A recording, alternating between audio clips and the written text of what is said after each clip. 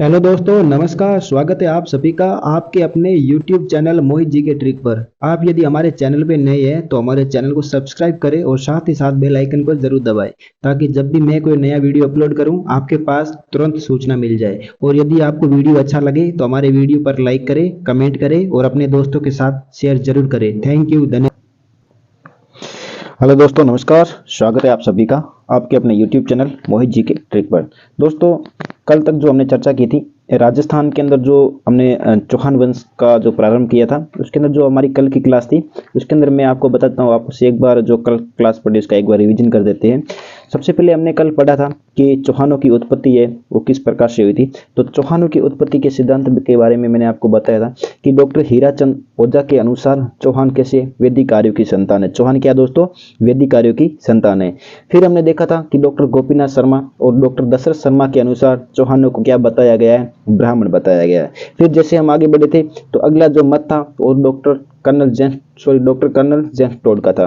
उसके अंदर देखा था कि कर्नल जेम्स टोड बताते हैं कि चौहान है जो कैसे विदेशी है। चौहान क्या है? विदेशी है। और कर्नल जेम्स टोड के साथ दो और इतिहासकार थे, एक का नाम विलियम क्रुक और एक का नाम स्मिथ था। फिर वो कर्नल जेम्स टोड बताते हैं कि चौहान जो दो विदेशी जातियां शक एवं सीटियन उनके उत्पत्ति है।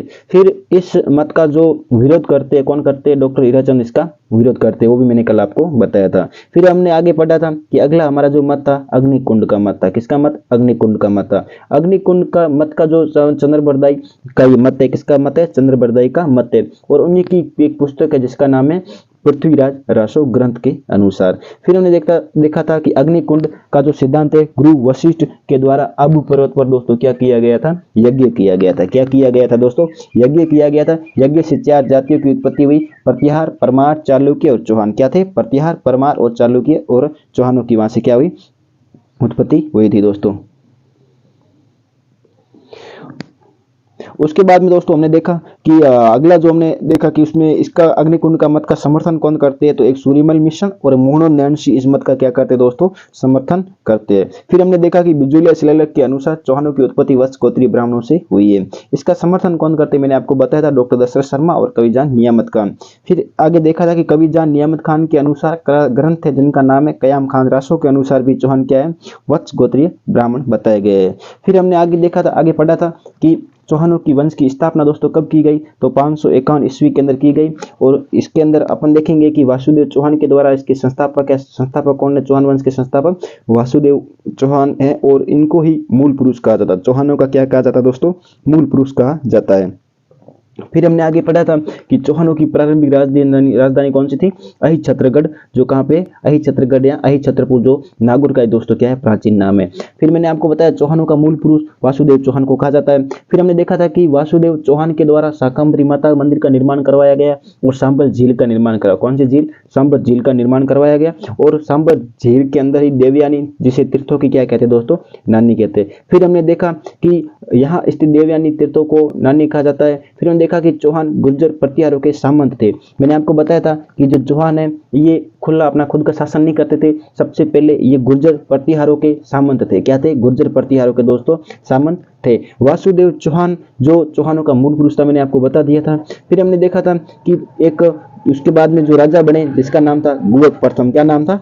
गुवक प्रथम। गुवक प्रथम के द्वारा ही दोस्तों नागभट्ट द्वितीय के सामंत थे। जो गुवक प्रथम थे नागभट्ट द्वितीय के सामंत थे। और मैंने आपको बताया था कि ये पहला स्वतंत्र शासक बना था। क्या बना था? गुवक प्रथम पहला स्वतंत्र शासक बना था।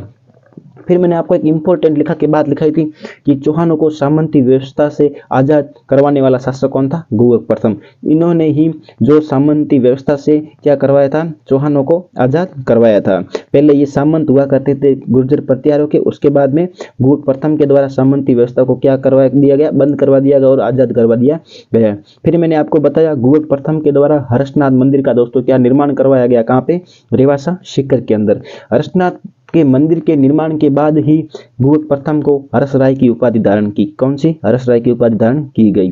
फिर हमने देखा कि चंदन राज, जो चंदन राज है उसके बाद राजा हुए जो चंदन राज, जिनकी रानी का नाम दोस्तों क्या था? रानी का नाम था दोस्तों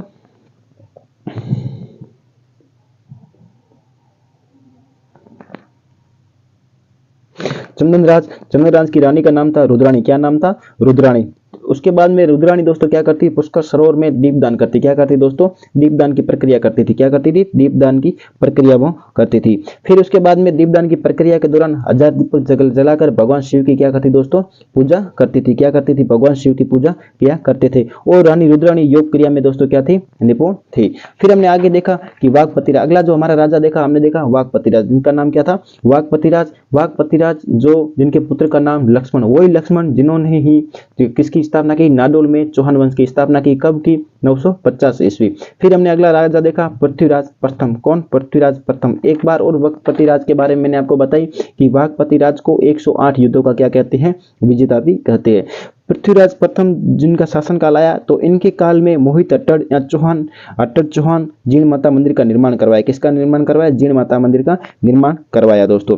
फिर हमने देखा कि जो ये अगले जो राजा बने तो पृथ्वीराज प्रथम जो है सांबर का अंतिम चौहान शासक था दोस्तों। अब चर्चा करेंगे हमारे जो राजा अगले जो हमारे जो चौहान के शासक है अजयराज के बारे में। कौन, पृथ्वीराज प्रथम के बाद अजयराज बने। अब चर्चा करेंगे हमारे अजयराज के बारे में। सबसे पहले मैं ये बता देता हूँ कि चर्चा करने से पहले मैं चौहानों की कुछ शाखाओं के बारे में आपको बता देता हूँ कि चौहानों की कौन कौन सी शाखा है, कौन कौन सी शाखाएं नहीं है। सबसे पहले चौहानों की शाखाएं हमारी जानकारी होना बहुत ही जरूरी है कि चौहानों की कौन कौन सी हमें शाखाएं हैं, क्योंकि जब अपन आगे इतिहास पढ़ेंगे, जब ये अजमेर के चौहान या जो भी नाडोल के चौहान या जालोर के चौहान पढ़ेंगे तो अपने इसको पढ़ने में कोई प्रॉब्लम नहीं हो। तो सबसे पहले इनकी शाखाएं आपको बहुत ही याद होनी जरूरी है।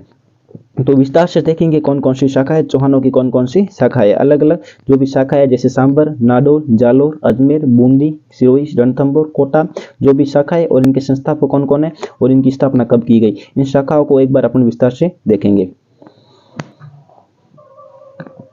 इस प्रकार से शाखाओं को व्यवस्थित करेंगे। उसके बाद में शाखाएं कौन सी शाखा से कौन सी शाखा निकली और इनकी स्थापना किसने की, इनको विस्तार से अपन देखेंगे। सबसे पहली शाखा दोस्तों जिसका नाम है सांबर, क्या नाम है दोस्तों, सांबर। हमारी जो सबसे पहली शाखा जिसका नाम है दोस्तों सांबर शाखा, कौन सी, सांबर। सांबर से ही दोस्तों एक शाखा निकली जिस शाखा का नाम है नाडोल, एक शाखा निकली जिसका नाम क्या है, नाडोल।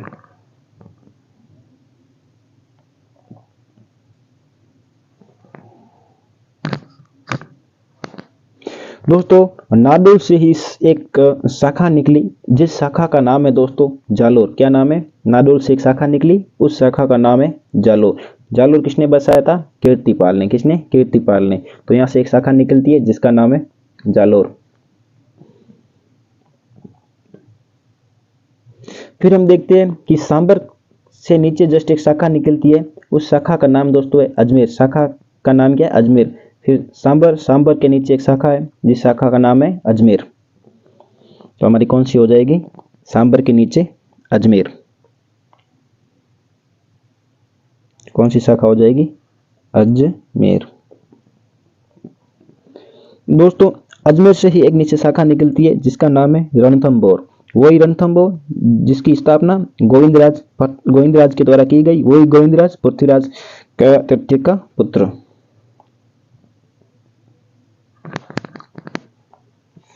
गोविंदराज, क्या नाम है, गोविंदराज।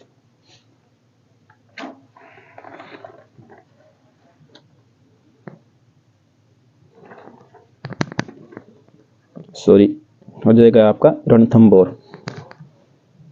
किसके द्वारा स्थापना की गई, गोविंदराज के द्वारा स्थापना की गई।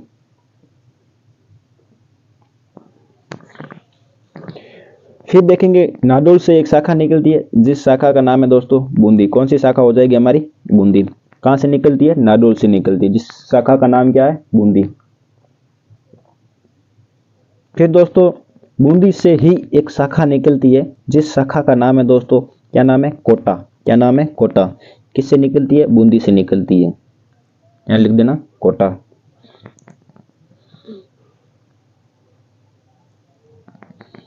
फिर अपन जैसे ऊपर जाएंगे, यहाँ जालोर देखा था, जालोर से दोस्तों एक शाखा निकलती है जिस शाखा का नाम है सिरोही, कौन सी हो जाएगी दोस्तों आपकी, सिरोही। अब इन शाखाओं को विस्तार से देखेंगे कि इनकी स्थापना कब हुई और इनके संस्थापक कौन है। एक बार वापस इसको देखेंगे, स्थापना कब हुई और इसके संस्थापक कौन है। यहाँ से आप एक बार देख सकते हो चौहानों की शाखाएं सांबर, नाडोल, जालोर, अजमेर, बूंदी, सिरोही और रणथंभौर और कोटा। अब इनको विस्तार से देखेंगे कि इनके संस्थापक कौन कौन है। तो सबसे पहले जो हमारी शाखा है वो देखेंगे सांबर शाखा। कौन सी दोस्तों हमारी हो जाएगी? सांबर शाखा। तो सांबर शाखा का संस्थापक देखेंगे, फिर उसके बाद नाडोल का देखेंगे, फिर जालोर, जालोर के बाद अजमेर, अजमेर के बाद बूंदी, बूंदी के बाद सिरोही, सिरोही के बाद रणथंभौर और कोटा। और इनको एक एक करके इन शाखाओं के कौन कौन से संस्थापक है और इनकी कब स्थापना हुई। सबसे पहले जो हमारी शाखा है, जिस शाखा का नाम है दोस्तों सांबर, कौन सी शाखा हमारी हो जाएगी? सांबर। स्थापना कब हुई? तो 551 ईस्वी। कब हुई? 551 ईस्वी। किसके द्वारा की गई? तो वासुदेव के द्वारा। कौन हो जाएंगे? वासुदेव। फिर हम आगे बढ़ेंगे। अगली जो हमारी शाखा आएगी जो निकलती है सांबर से, जिसका नाम है नाडोल। नाडोल की दोस्तों स्थापना किसके द्वारा की गई? तो नाडोल की गई 960 ईस्वी। किसके द्वारा की गई? तो लक्ष्मण सिंह। क्या नाम हो जाएगा? लक्ष्मण सिंह। यहाँ पर जगह नहीं, एक बार मिटा के वापस लिख देते हैं। क्या नाम है? लक्ष्मण सिंह।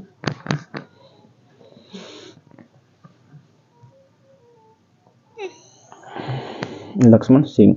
फिर नाडोल से एक शाखा निकलती है जिस शाखा का नाम है दोस्तों जालोर। इसकी स्थापना 1181 ईस्वी में इसके द्वारा कीर्तिपाल के द्वारा। इसके द्वारा कीर्तिपाल। कीर्तिपाल। फिर अपन नीचे इस तरफ जाएंगे सांबर की तरफ। तो सांबर से दोस्तों एक शाखा निकली है, कौन सी? अजमेर। सांबर से कौन सी शाखा निकलती है हमारी? अजमेर। अजमेर के बारे में देखेंगे कि अजमेर की स्थापना किसने की और कब की। यहाँ देखेंगे अजमेर की स्थापना कब और किसने की। तो अजमेर की स्थापना यहाँ देखेंगे 1133 ईस्वी। कब की गई? 1133 1113 ईस्वी में अज्यराज के द्वारा। 1113 ईस्वी, 1113 अज्यराज के द्वारा। अज्यराज के द्वारा। फिर अपन जैसे नीचे आएंगे तो रणथंभौर, वही रणथंभौर जिसकी स्थापना गोविंदराज के द्वारा की गई, वही गोविंदराज पृथ्वीराज तृतीय का पुत्र गोविंदराज। कब की गई? 1194 ईस्वी को। किसके द्वारा? गोविंदराज के द्वारा।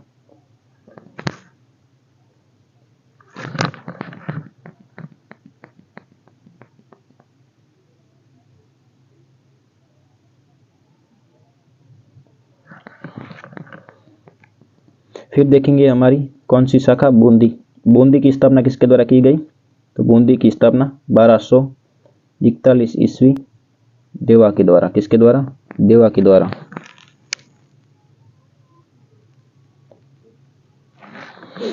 फिर देखेंगे कोटा। कोटा की स्थापना किसके द्वारा की गई दोस्तों? माधो सिंह के द्वारा। किसके द्वारा? माधो सिंह के द्वारा 1631 ईस्वी को। क्या नाम है? माधो सिंह।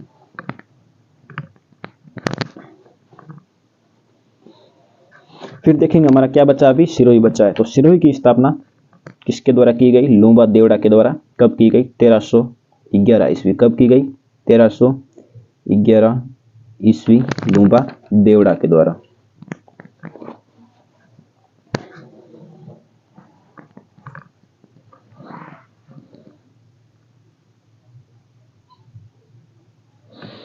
ठीक है, आपको जो भी मैंने यहाँ शाखाएं बताई आपको अच्छे से दोस्तों समझ में आ गई होंगी। सांबर, नाडोल, जालोर, अजमेर, बूंदी, सिरोही, रणथंभौर और कोटा।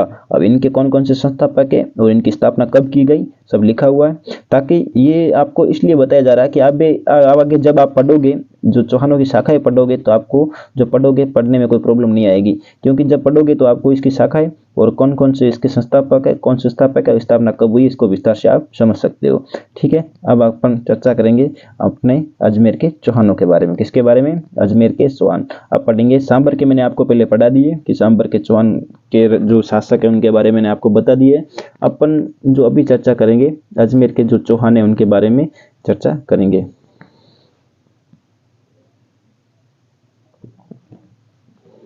आप स्क्रीनशॉट लेना चाहो तो उसका स्क्रीनशॉट भी ले सकते हो अपने मोबाइल के अंदर। अब देखेंगे अजमेर के चौहान। कहाँ के चौहान दोस्तों? अजमेर के चौहान। इसका स्क्रीनशॉट ले लेना आप एक बार, ताकि ये जब भी आप आगे पढ़ो तो आपको अच्छे से समझ में आ सके।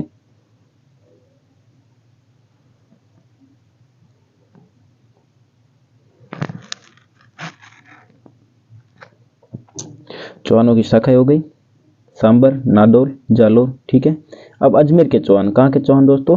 अजमेर के चौहानों के बारे में देखेंगे। तो अजमेर के चौहानों के बारे में पढ़ाने से पहले मैं आपको बता देता हूँ कि यदि हमारे चैनल से अभी नहीं जुड़े हैं तो आप हमारे चैनल को सब्सक्राइब कर दें। बाकी यूट्यूब पर भी आपको पढ़ाया जा रहा है, लेकिन वहाँ पे आपको चौहान वंश को 1-2 क्लास में पूरा पढ़ा दिया जाएगा, लेकिन यहाँ पे आपको पूरे विस्तार से पढ़ाया जाएगा। चौहानों की राजधानी अजमेर बनाया और इसकी स्थापना 1113 ईस्वी में अजमेर की स्थापना की गई। किसके द्वारा की गई? अजयराज के द्वारा। चौहानों की राजधानी अजमेर अजयराज के द्वारा की गई। अजयराज को दोस्तों क्या कहते हैं? अर्णोराज कहते हैं। क्या कहते हैं? अजयराज को दोस्तों अर्णोराज कहते हैं।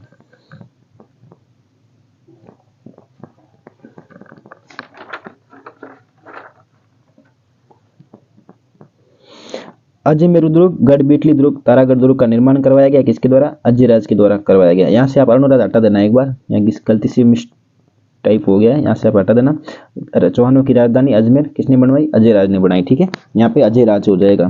फिर रानी सोमलेखा के नाम पे इन्होंने क्या चलाए? सिक्के चलाए थे। किसके नाम पर? रानी जिसका नाम सोमलेखा थे, जिनके नाम पे इन्होंने क्या चलाए थे दोस्तों? सिक्के चलाए थे दोस्तों। किसके नाम पे? रानी सोमलेखा के नाम पर। कौन कौन से सिक्के चलाए? तो आप यहाँ देख सकते हो, प्रेम, सोमलवती, अजयराज, ये इनके सिक्के चलाए गए थे। किसके द्वारा चलाए गए थे? अजयराज के द्वारा। सोचो आप उस टाइम नारी को कितनी प्रधानता दी गई होगी। यहाँ पे आप देख सकते हो कि रानी के नाम के यहाँ पे सिक्के चल रहे हैं। तो सोमलेखा के नाम के सिक्के चलाए थे। और कौन कौन से सिक्के मैंने आपको भी बता दिए, प्रेम, सोमलवती, अजयराज, इनके नाम के ये सिक्के चले थे दोस्तों। इन्होंने क्या किया? राजनीति संन्यास यदि पूछा जाए तो इन्होंने राजनीति संन्यास कब लिया था? 1133 ईस्वी को। कब? 1133 ईस्वी में इन्होंने राजनीति संन्यास ले लिया था दोस्तों। इनकी मृत्यु दोस्तों 1140 ईस्वी को हो गई थी, लेकिन राजनीति संन्यास इन्होंने 1133 ईस्वी को ले लिए थे। इनका जो उत्तराधिकारी इनका ही पुत्र था, जिनका नाम था अर्णोराज, जिसे अन्ना जी भी कहते हैं। क्या कहते हैं? अर्णोराज, जिन्हें अन्ना जी के नाम से भी दोस्तों जानते हैं दोस्तों। मृत्यु बता दी 1140 ईस्वी। और इनका उत्तराधिकारी इनका ही पुत्र, इनका नाम था अर्णोराज या अन्ना जी भी इनको कहते हैं। अर्णोराज या अन्ना जी भी कहते हैं।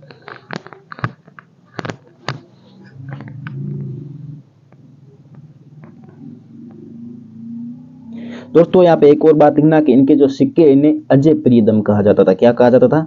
अजय प्रियदम। इनके सिक्कों को अजय प्रियदम कहा जाता था। यहाँ आप लिखना, यहाँ पे अजय प्रियदम।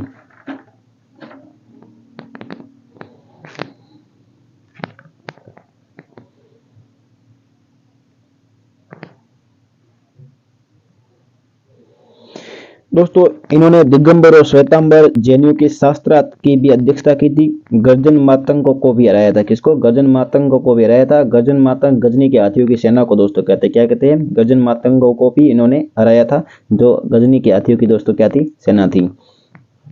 लिख देना आप यहाँ पे कि इन्होंने, लिख देना इन्होंने। एक को दोस्तों इन्होंने करवाया था कि जो पार्श्वनाथ जैन मंदिर को स्वर्ण कलश भेंट किया। पहले ये लिख दो कि पार्श्वनाथ जैन मंदिर को स्वर्ण कलश भेंट किया था इन्होंने।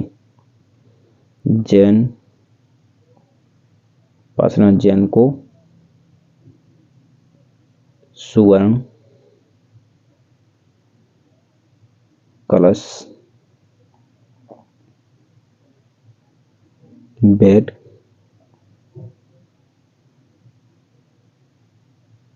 किया। ठीक है, यहाँ तक आपको समझ में आ गया कि इन्होंने पार्श्वनाथ जो जैन मंदिर है उनको क्या किया था? स्वर्ण कलश भेंट किया था दोस्तों। ठीक है, यहाँ तक आपको अच्छे से समझ में आ गया होगा। 1-2 लाइनें और आप लिख देना कि जैनक के अनुसार अजयराज ने पृथ्वी को चांदी के सिक्कों से भर दिया था। किसके अनुसार? जैनक के अनुसार। जैनक के अनुसार अजयराज ने पृथ्वी को चांदी के सिक्कों से भर दिया था। और एक और बात है कि गोपीनाथ शर्मा के अनुसार अजयराज का शासनकाल निर्माण का स्वर्ण काल था। क्या था? निर्माण का स्वर्ण काल था। आप यहाँ लिख सकते हो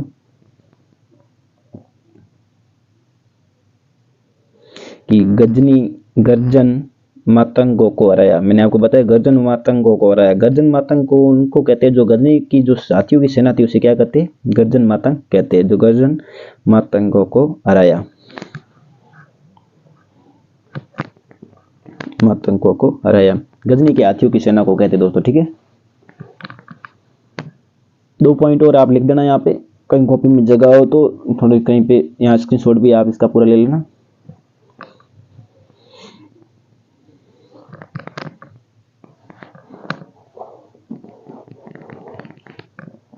टाइप करने में थोड़ा टाइम लगता है, सीधा मैं आपको यहाँ पे नोट करके लिखवा देता हूँ।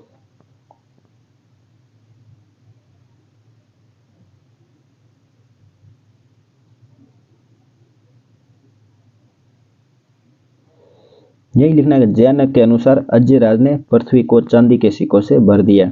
और एक लाइन है, गोपीनाथ शर्मा के अनुसार अजय राज का शासनकाल निर्माण का क्या था, स्वर्णकाल था दोस्तों। ये 2 लाइनें लिखनी है यहाँ पे आपको, मैं लिखवा दूंगा, यदि आप पहले लिखो तो ठीक है, नहीं मैं लिखवा देता हूँ, 1 मिनट रुको, मैं लिखवा देता हूँ। ये जैनक के अनुसार अजय राज ने पृथ्वी को चांदी के सिक्कों से भर दिया। और एक लाइन है, गोपीनाथ शर्मा के अनुसार अजय राज का शासनकाल निर्माण का क्या था दोस्तों, स्वर्णकाल था। आशा करता हूँ आपको यहाँ से यहाँ तक अच्छे से समझ में आ गया होगा। बाकी वाली जो चर्चा करेंगे हमारी अगली क्लास में करेंगे। यहाँ पे थोड़ा टाइम बच रहा है तो अपन इसी क्लास के अंदर कर लेते हैं। अगले जो हमारे राजा देखेंगे, जो शासक देखेंगे, उनका नाम है दोस्तों। तो देखो अपने अगले राजा कौन से, अर्णोराज। कौन से, अर्णोराज। अर्णोराज ने क्या किया, भाईराम ने पहले आते ही सबसे पहले किसको धोया, तुर्कों को। तो आप लिख देना, आते सबसे पहले क्या किया, तुर्कों को हटाया। किसको हटाया, तुर्कों को। भाईराम ने आते ही सबसे पहले क्या कर दिया, तुर्कों को हटाया। यहाँ से लिख देना आप, तुर्कों को रास्ते से हटाया। क्या किया, हटाया। तो यहाँ से आते तुर्कों को हटाया। जब अर्णोराज ने तुर्कों को यहाँ से हटाया दोस्तों, तो अर्णोराज को लगा भाई देखो यहाँ से तुर्कों को जैसे हटा दिया तो यहाँ से जो अजमेर की जो ज़मीन थी दोस्तों अपवित्र होगी, उनके खून से अपवित्र हो गई। तो उनके खून से जब अपवित्र हुई ज़मीन, तो अर्णोराज ने सोचा क्यों ना एक झील बना के इस ज़मीन को वापस पवित्र किया जाए। तो इन्होंने क्या किया, वहाँ पे एक झील का निर्माण करवाया, जिस झील का नाम क्या है, अन्ना सागर। तो दोस्तों इन्होंने क्या करवाया था, अन्ना सागर झील का निर्माण करवाया। किस झील का निर्माण करवाया, अन्ना सागर झील को निर्माण करवाया। और एक बांडी नदी आती है और एक आती है चंद्रा नदी। कौन सी, बांडी नदी और चंद्रा नदी के जल को जोड़कर इन्होंने जो निर्माण करवाया, अन्ना सागर झील का निर्माण कराया। क्यों कराया, क्योंकि तुर्कों के जो खून था उनको जमीन हुई अपवित्र, जमीन को वापस पवित्र करने के लिए इन्होंने क्या कराया, इन्होंने किया तुर्कों के खून से जो जमीन अपवित्र हो गई थी उससे अन्ना सागर झील का निर्माण करवाया। ठीक है दोस्तों, यहाँ लिखा हुआ है तुर्कों की आक्रांताओं के खून को साफ करने के लिए। देखेंगे वापस इसको विस्तार से। तो अर्णोराज को दोस्तों अन्ना जी के नाम से भी जाना जाता है। किस नाम से जाना जाता है दोस्तों, अन्ना जी के नाम से भी जाना जाता है। इनकी एक उपाधि थी दोस्तों, इनकी एक उपाधि थी जिसका नाम क्या था, उपाधि का नाम था, ये इसको एक महाराजा धीराज भी कहते थे, परमेश्वर भट्टारक भी कहते थे। क्या कहते थे, महाराजा धीराज भी कहते थे और परमेश्वर भट्टारक के नाम से भी जाना जाता था। ठीक है दोस्तों, यहाँ तक अच्छे से समझ में आ रहा है, आगे बढ़ेंगे। इनके 2 दरबारी विद्वान थे, इनके 2 क्या थे, दरबारी विद्वान थे। एक दरबारी विद्वान का नाम था देवबोध और दूसरे का नाम था धर्मघोष। क्या नाम था, देवबोध और धर्मघोष, जो इनके क्या थे, दरबारी विद्वान थे। पुष्कर में आदिवरा मंदिर का निर्माण कराया। दोस्तों यहाँ पे आदिवरा, आपको वराह का मतलब क्या होता है दोस्तों, वराह क्या ये देखिए जाए, वराह का मतलब होता है दोस्तों विष्णु। कौन से भगवान, विष्णु भगवान। तो इन्होंने वहाँ पे आदिवराह या विष्णु भगवान के मंदिर का क्या करवाया दोस्तों, निर्माण करवाया। कहाँ पे, पुष्कर के अंदर। ठीक है, आगे बढ़ेंगे दोस्तों। अजमेर के अंदर पंच मंदिर का निर्माण करवाया, अर्णोराज के द्वारा पंच मंदिर का निर्माण करवाया गया। किसका, पंच मंदिर के निर्माण करवाया गया। ठीक है, अन्ना सागर झील के बारे में मैंने आपको बता दिया, एक चंद्रा नदी और एक बांडी नदी के जल को रोककर अन्ना सागर झील का निर्माण करवाया गया, क्योंकि वहाँ तुर्कों के द्वारा जो वहाँ पे खून, जो पूरी जमीन खून से हो गई, अपवित्र हो गई थी, उस जमीन को पवित्र करने के लिए इन्होंने अन्ना सागर झील का निर्माण करवाया। ठीक है, यहाँ लिखा हुआ आप देख सकते हो कि तुर्कों के आक्रांताओं के खून को साफ करने हेतु इन्होंने झील का निर्माण करवाया। दोस्तों जो अन्ना सागर झील है, इसके किनारे दोस्तों 2, एक तो दौलतबाग बना हुआ है और एक बना हुआ है बारादरी। को क्या बना हुआ है, एक दौलतबाग और एक बारादरी। जो दौलतबाग है उसका निर्माण, दौलतबाग का निर्माण, यहाँ दौलतबाग इसी सुभाष बाग भी, जिसे अभी उसे सुभाष उद्यान भी कहा जाता है दोस्तों। ठीक है, यहाँ तक आपको अच्छे से समझ में आ रहा है। तो दौलतबाग या सुभाष उद्यान भी अभी वर्तमान में उसे सुभाष उद्यान भी कहा जाता है दोस्तों। निर्माण पूछा जाए, निर्माण किसने करवाया, जहांगीर। किसने, जहांगीर के द्वारा दौलतबाग का निर्माण करवाया गया। दोस्तों ये कंफ्यूजन पॉइंट है थोड़ा, क्यों दौलतबाग और बारादरी दोनों एक ही पास पास में है। तो बारादरी का निर्माण दोस्तों शाहजहाँ के द्वारा करवाया गया। किसके द्वारा? शाहजहाँ के द्वारा निर्माण करवाया गया। आप थोड़ा कंफ्यूजन पॉइंट है, थोड़ा एक बार दोबारा आप इसको सही से ढंग से पढ़ लेना कि दौलतबाग और बारादरी अन्ना सागर झील के किनारे बनी हुई है। दौलतबाग का निर्माण जो करवाया गया जहांगीर के द्वारा करवाया गया, और जो बारादरी है जिसका निर्माण शाहजहाँ के द्वारा करवाया गया। ठीक है दोस्तों, आगे बढ़ेंगे कि अन्ना सागर झील के किनारे अस्मत बेगम, क्या नाम है? अस्मत बेगम के द्वारा इत्र का आविष्कार किया गया। इत्र का जो आविष्कार है दोस्तों किसके द्वारा किया गया? अस्मत बेगम के द्वारा। अन्ना सागर झील के किनारे अस्मत बेगम के द्वारा इत्र का आविष्कार किया गया। किसका? इत्र का आविष्कार। कभी कभी एग्जाम से कुछ भी लिया जाता है कि इत्र का आविष्कार किसके द्वारा किया गया, तो अस्मत बेगम के द्वारा अन्ना सागर झील के किनारे किया गया। यहां तक समझ में आ रहा है? आगे बढ़ेंगे कि अर्णोराज के समकालीन गुजरात के शासक जय सिंह से। अर्णोराज के जो समकालीन गुजरात का जो शासक था दोस्तों उसका नाम क्या था दोस्तों? जय सिंह। क्या नाम था? जय सिंह। क्या नाम था? जय सिंह। ठीक है दोस्तों, एक बात और लिखना कि अर्णोराज ने जैन धर्म की खत्तरगज शाखा को भू अनुदान किया। यहां देखना खत्तरगज शाखा को भू अनुदान, कौन सी शाखा हो जाएगी? खत्तरगज। ये आप लिख देना, खत्तरगज कौन सी शाखा? खत्तरगज। कहीं जगह हो तो कॉपी में लिख देना कि खत्तरगज शाखा को भू अनुदान किया। क्या? भू अनुदान किया। किसके द्वारा? अर्णोराज के द्वारा। दोस्तों इसे जय सिंह भी आप बोल सकते हो या सिद्धराज जय सिंह भी बोल सकते हो। अब बढ़ेंगे दोस्तों हमारे अगले पॉइंट की ओर। यहाँ पे देखेंगे दोस्तों कि जय सिंह की पुत्री जिनका नाम क्या था? कांचन देवी। क्या नाम था? कांचन देवी का विवाह अर्णोराज के साथ में हुआ। किसके साथ में हुआ? जय सिंह की पुत्री, जय सिंह सिद्ध सिंह की पुत्री थी जो गुजरात के जो चालुक्य थे, तो उनकी पुत्री का नाम कांचन देवी था। उनका विवाह किसके साथ में हुआ था? अर्णोराज के साथ में विवाह हुआ था। अर्णोराज की हत्या उनके पुत्र जगदेव के द्वारा की गई। किसके द्वारा? अर्णोराज की हत्या ही इनके पुत्र जगदेव के द्वारा की गई। पुत्र को लगा देखो क्या अभी अर्णोराज जी तो यार ऐसे तो मरेंगे नहीं, तो उन्होंने क्या किया? अर्णोराज ने जैन धर्म की खत्तरगज शाखा को भू अनुदान किया, इधर उधर दान करते रहते थे।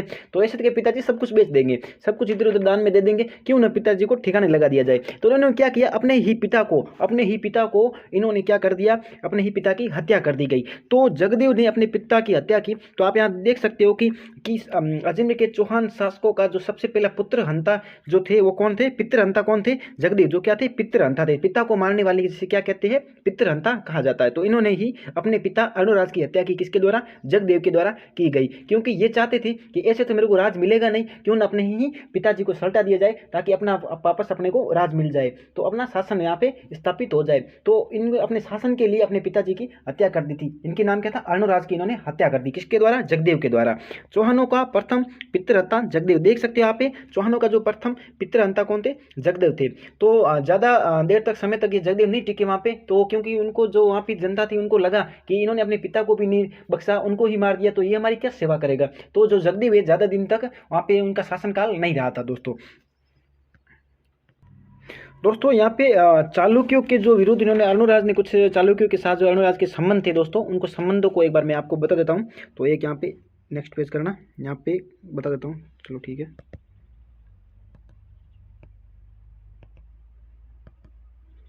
ये रहे चालुक्य के साथ अर्णोराज के संबंध।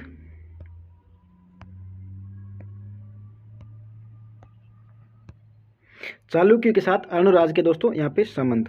सबसे पहले देखेंगे अर्णोराज और सिद्धराज के साथ में युद्ध होता है। क्या होता है? युद्ध होता है। सबसे पहले जो युद्ध होता है उसके अंदर अर्णोराज क्या करता है? सिद्धराज की बहन जिसका नाम क्या था दोस्तों? कांचन देवी। क्या था? कांचन देवी। जब इनके साथ में युद्ध होता है तो अर्णोराज और सिद्धराज के मध्य तो उसमें क्या होता है? अर्णोराज जी क्या दोस्तों? जीत जाते हैं। अर्णोराज की क्या हो जाती है? जीत हो जाती है। और सिद्धराज जी क्या होता है?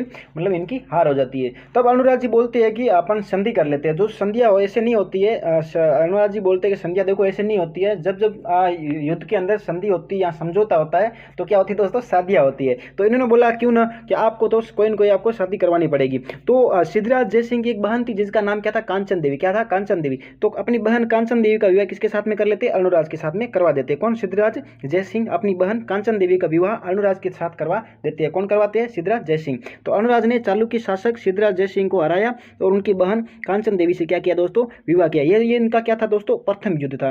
फिर दोबारा द्वितीय युद्ध करते। क्या द्वितीय युद्ध इनके साथ में वापस किसके साथ होता है? सिद्धराज जय सिंह के साथ में। देखो द्वितीय युद्ध जो होता है वापस जो होता है वो भी सिद्धराज के साथ होता है। अर्णोराज को ऐसा लगता है क्योंकि देखो भाई गुजरात के थे, तो गुजरात के अंदर कांचन देवी अपने गुजरात के थे, तो सुबह सुबह नाश्ते में बड़े बड़े फाफड़ा वगैरह ये किचन में अच्छी सी सब्जियां वगैरह बनाते थे। तो इनको लगा क्यों ना अपने रसोई में थोड़ा लेट बनाती है, तो इनको लगा क्यों ना एक हेल्पर की ज़रूरत है। तो इन्होंने सोचा कि हेल्पर की ज़रूरत है, वापस कहाँ से लेके आए, इन्होंने सोचा कि वापस गुजरात पे एक बार अधिकार, यहाँ गुजरात पे एक बार आक्रमण किया जाए। तो इन्होंने वापस किस पे अधिकार आक्रमण किस पे किया, सिद्धराज पर वापस क्या किया दोस्तों, आक्रमण किया। तो वापस जब ये दोबारा आक्रमण करते हैं तो उस वक्त सिद्धराज वापस पुनः हार जाते हैं, क्या होते हैं, पुनः हार जाते हैं, और ये बंदा वापस अर्णोराज क्या वापस जीत जाते हैं। तो इन्होंने सोचा कि चलो कोई गलत पंगा ले लिया है, तो अब हमको एक बार छोड़ दो, सिद्धराज ने बोला। तो भाई वापस अर्णोराज ने बोला कि ऐसा तो काम चलेगा नहीं, कि भाई जब जब युद्ध होते हैं, लड़ाइयाँ होते हैं, समझौते होते हैं, संधियाँ होती है, तब क्या होता है दोस्तों, विवाह होता है। तो इन्होंने बोला कि भाई देखो हमारे हेल्पर में एक ज़रूरत है रसोई के अंदर, तो आप ऐसा करो कि कोई शादी करवा दो। तो इन्होंने बोला कि हमारे पास अब तो कुछ बच्चा नहीं है, तो अपनी पुत्री का विवाह, क्या अपनी पुत्री का विवाह देवल देवी, जिसका पुत्री का नाम क्या था दोस्तों, देवल देवी, देवल देवी का विवाह वापस किसके साथ में करवा दिया, अर्णोराज के साथ में क्या करवा दिया, देवल देवी का विवाह करवा दिया अर्णोराज के साथ में। तो आप देख सकते हो अर्णोराज ने सिद्धराज जयसिंह को दोबारा हराया और उनकी पुत्री जिसका नाम क्या था, देवल देवी से वापस क्या करवाया दोस्तों, विवाह करवाया। ठीक है, यहाँ तक अच्छे से समझ में आ गया। फिर आगे बढ़ेंगे। फिर क्या होता है कि एक दिन क्या होता है, जैसे अनुराग जी अपने महल में इधर उधर घूम रहे होते हैं, तो जब महल में घूम रहे होते हैं तो देवल देवी जो होती है अपने भी देखो कहीं ननियाल में जैसे मामा वगैरह कोई अच्छे काम वगैरह करते हैं, या नन्ना जी कोई अच्छे बढ़िया कोई जमींदार वगैरह कोई काम वगैरह उनका खेती बाड़ी है, या फिर अच्छे से कोई बढ़िया कोई खेती वगैरह कोई काम बड़ा कोई बड़ा काम करते हैं, तो अपनी मम्मी आपको नहीं सुनाती कि मामा ऐसे है वो है ये वो ज़्यादा फेंकते हैं। तो एक बार क्या होता है, देवल देवी अपने बच्चों को सुना रही थी, क्या देखो आपके मामा ये है वो है बहुत बड़े हैं, मतलब वो युद्ध करते हैं, ये मतलब उनके पास में बहुत सारा धन है दौलत है, बहुत योद्धा है। तो वापस अर्णोराज अपने देवल देवी को बोलते हैं कि बच्चों को क्या सुना रहे हो, तो कुछ नहीं कि मामा के बारे में सुना रहे हो। तो अर्णोराज वापस देवल देवी को बोलता है ये सुनाने से पहले पहले ये बता आप खुद कैसे आए हो। तो उनको बहुत बुरा लगता है कि भाई देखो ये तो मेरे को ऐसे जीने नहीं देगा, रोज रोज ऐसे ताने मारता है। तो वो अपने भाई का नाम जो था कुमारपाल, क्या नाम होता है, कुमारपाल को वापस उनको मैसेज करती है कि ये तो मेरे को अर्णोराज रोज रोज ऐसे ताने मारता रहता, आप ऐसा करो कि इन पे कुछ इनको थोड़ा ठिकाना लगाओ, यहाँ इनको थोड़ी अक्ल दो, थोड़ा समझाओ। तो इनके विरोध में जो तीसरा युद्ध होता है वो किसके साथ में होता है, कुमारपाल के साथ होता है। किसके साथ में होता है, तो तीसरा युद्ध लड़ते हैं, तृतीय युद्ध होता है किसके साथ में, जो होता है वापस इन कुमारपाल के साथ में। किसके साथ में, कुमारपाल के साथ में तीसरा युद्ध लड़ा जाता है। किसके साथ में, कुमारपाल के साथ। कौन लड़ता है, अर्णोराज। तो आप यहाँ देखिए तीसरा युद्ध किस किसके बीच में लड़ा गया, तो आप देख सकते हो तीसरा युद्ध किसके बीच में लड़ा गया, अर्णोराज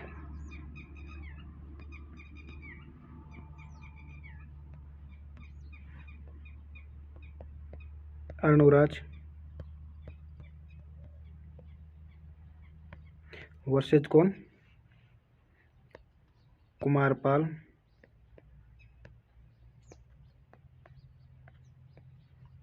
कुमारपाल चालुक्य। इस बार भाई बंदा हार जाता है, इस बार क्या होता है, जो बंदा हार जाता है कौन, अर्णोराज की क्या हो जाती है दोस्तों, हार हो जाती है। और जीतता कौन है, कुमारपाल चालुक्य की यहाँ पे क्या हो जाती है, जीत। और इसके बाद में वही वापस बोलते हैं कुमारपाल चालुक्य कि जब जब समझौता होता है, संधिया होती है, तो क्या होती है, शादियाँ होती है। तो यहाँ पे एक चौहान राजकुमारी की क्या हो जाती है, चौहान राजकुमारी,